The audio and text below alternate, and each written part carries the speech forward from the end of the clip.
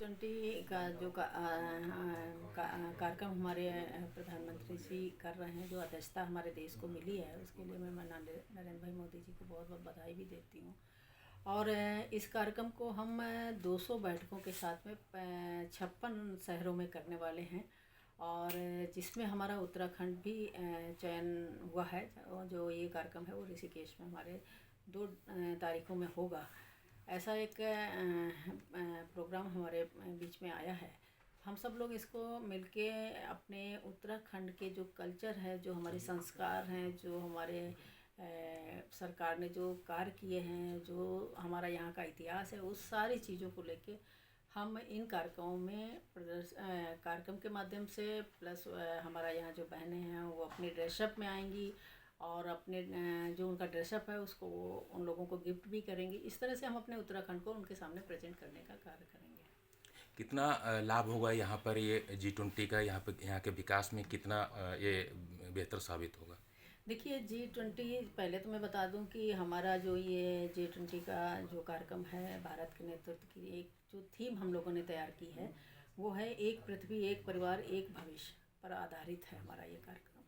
हम बहुत सारी चीज़ें जो हमारी सरकार ने की है, नरेंद्र भाई मोदी जी ने इस बीच में बहुत सारी ऐसी चीज़ें की हैं, चाहे कोविड हो, आपका वैश्विक आर्थिक मंदी हो, कर्ज का संकट हो, कोविड से आई गरीबी हो, या जलवायु संकट हो, ऐसे बहुत सारे विषय हैं जो हम इसमें लेंगे। इस तरह से एक हमारे इस कार्यक्रम का आयोजन हमारे प्रधानमंत्री जी ने किया है। इस तरह से हम इस कार्यक्रम को आगे बढ़ाएंगे। लेकिन सबसे अच्छी बात यह है कि ये हमारे 56 शहरों में होगा।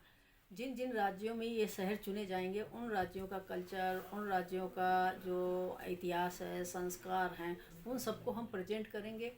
हमारे जो यहाँ पे 20 देशों से जो लोग आएंगे वो हमारे कल्चर को जानेंगे, हमारे संस्कार को जानेंगे, हमारे इतिहास को जानेंगे, और वो जाके वहाँ पे एक चर्चा का विषय बनेगा। तो हम अपने देश को अन्य देशों के सामने प्रेजेंट करने जा रहे हैं। हम सब लोग कल से लेके आज तक हम लोगों ने कई बैठकें की हैं, और हमारे उसमें जिला अध्यक्ष, हमारे प्रदेश के पदाधिकारी, जिले के पदाधिकारी, हमने उस बैठक में लिया है, मोर्चों के अध्यक्षों को लिया है, और उसमें हम आगे की रचना, संगठन और कैसे मजबूत हो, और संगठन में जो अभी जिम्मेदारियां हमको देनी है उन सारे विषयों पे चर्चा हुई है। आप सब लोग जानते हैं कि हम लोग भारतीय जनता पार्टी कभी भी कोई चुनाव जीतती हुई है या हारी हो, कभी वो घर में नहीं बैठती है, हमेशा काम पे ही लगी रहती है। और निरंतर हम लोग अपने प्रदेश से लेके, ज़िले से लेके बूथ तक हम हमेशा से समीक्षा करते हैं, और कल के कार्यक्रम में भी हमने अपूर्ण रूप से अपने बूथ तक की समीक्षा की है कि किस तरह से और बेहतर हमारा बूथ हो, मंडल हो, ज़िला हो, प्रदेश हो। इस तरह से हमने उसकी समीक्षा भी की है, उसकी रचना भी की है।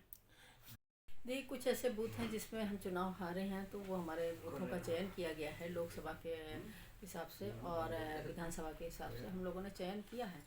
उसमें हमने अपने एक कार्यकर्ता को जिम्मेदारी दी है कि उन बूथों पे जाके वहाँ समीक्षा करें, लोगों से बात करें कि क्या कारण ऐसा रहा कि हम ये बूथ हार गए, क्या हमारी सरकार की योजनाएं वहाँ तक नहीं पहुँच पाई हैं, क्या उनको हमारी योजनाओं का लाभ नहीं मिला है, ऐसा क्या कारण था जो हम वहाँ से चुनाव हारे। वो समीक्षा करने के बाद में जो रिपोर्ट आई है उस आधार पे हम वहाँ पे काम कर रहे हैं, और इस बार ईश्वर का आशीर्वाद रहा तो हम वो बूथ भी जीतेंगे। देखिए, हम सब लोग जो हमारे कार्यकर्ता हैं वो अपेक्षा करते हैं, और करनी भी चाहिए, और हम सब लोग उन कार्यकर्ताओं को संगठन से लेकर सरकार में एडजस्ट करने का भी कार्य करते हैं, और अभी ये कार्य हमारा बहुत जल्दी पूर्ण होने वाला है।